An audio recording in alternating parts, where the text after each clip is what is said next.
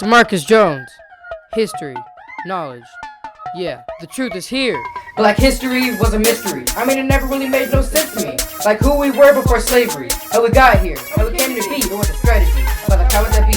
Erase the facts that we were kings and queens, but now the cats and I, they were magical. Everything we touched turns into gold. Demarcus Jones, Demarcus Jones, Demarcus Jones. The calendar won't stay wrong. Demarcus Jones, Demarcus Jones, Demarcus Jones. Originals, we don't need clones. Demarcus Jones, Demarcus Jones, Demarcus Jones. Black history, you can learn at home.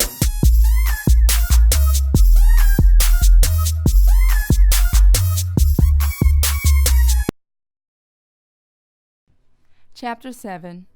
I Want to Go Party. I wanted to ask so many questions, but I just could not. I didn't understand it.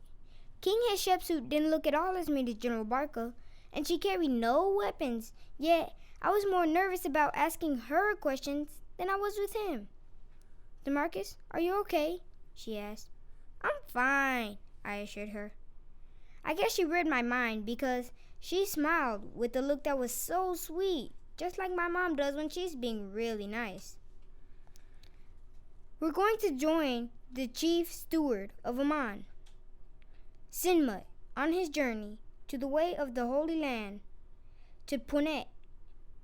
I didn't actually make this trip, so it would be exciting for me to see it as well."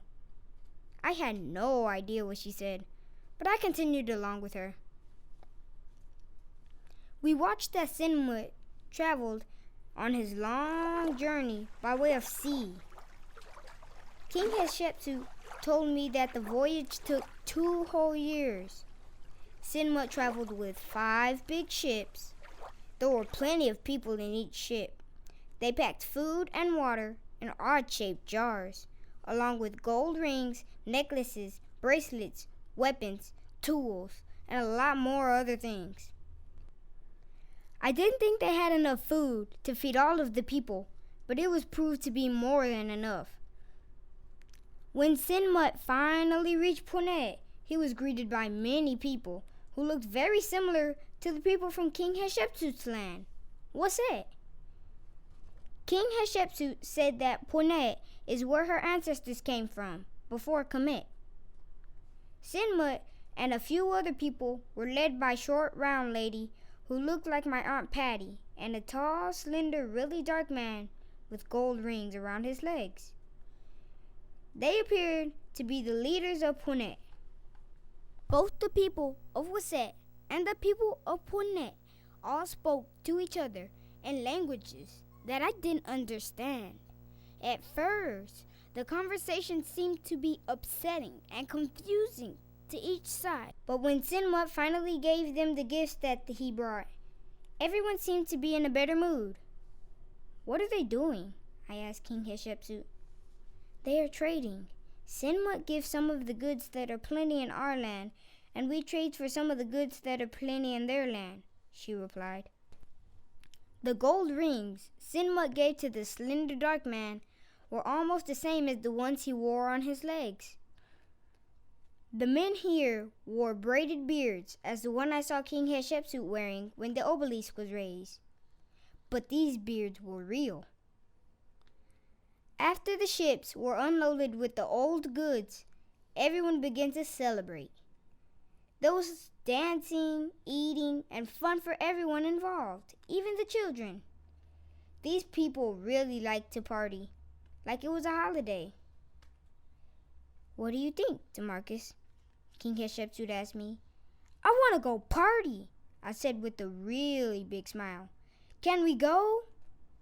"Remember, Demarcus, you are watching a movie, so you are not actually able to join in." "If I was watching a movie, why am I not watching it in my room?" "You'll have a better understanding about it if you're actually seeing what it feels like there." I looked over at the party. It sure seemed like I could just walk right over, touch those people, eat their feast, and drink their juice, but I guess not. Close to the conclusion of the party, they began to refill the ships with the goods from Punet.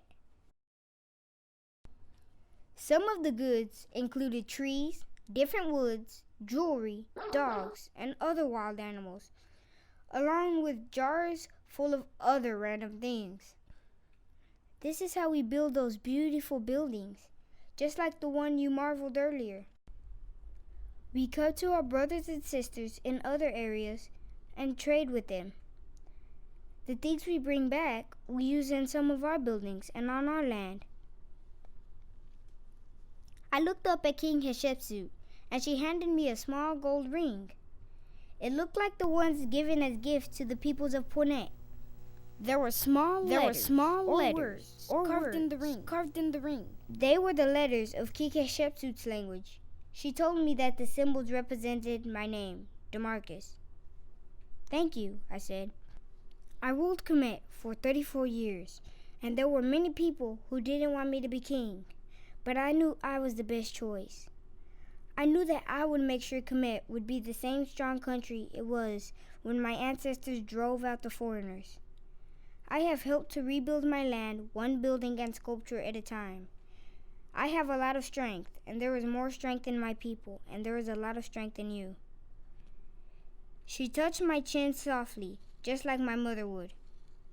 Stay strong, Demarcus, and remember to continue to learn your path. I know who you are. Know thyself. As before, Punet disappeared, and I was now standing at my bedroom door. My hand was still reaching for the doorknob. I looked at my other hand, and there was a ring King Hatshepsut gave me. I sat the ring next to the gold coin General Barca gave me on my dresser. I opened the door to my room and walked down the hallway to my mother's room. My mom sleeps with her door open, so I peeked inside. There she was, sleeping quietly. She looked as innocent as King Hatshepsut had when she said her final words to me. I crept silently back to my room and closed the door slowly. I wanted to play with the solar calendar more, but I was too sleepy to continue.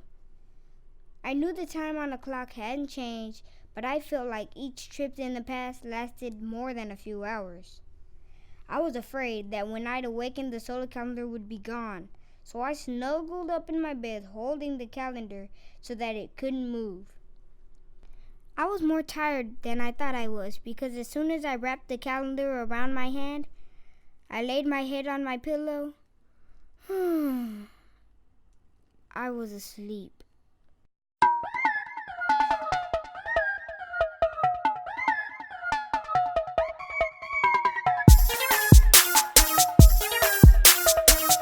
On the next chapter of Demarcus Jones and the Solar Calendar Animated. Suddenly, I remember my night, and I got scared the calendar was gone. Dang, I bet my mom told my dad everything. I wasn't so excited about breakfast anymore. You want to tell me what happened?